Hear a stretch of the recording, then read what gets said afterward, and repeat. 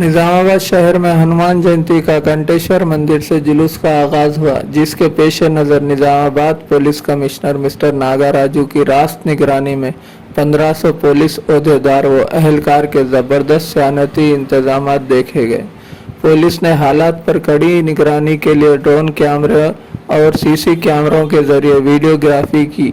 हनुमान जयंती जुलूस के गुजरने के रास्तों पर वाक़ तमाम तिजारती मराकिज़ व दुकानों को मुकम्मल बंद करवा दिया गया और छोटे छोटे रास्तों को बैरिकेड्स लगाकर बंद किया गया और जगह जगह पुलिस पैकेट्स भी तैनात किए गए।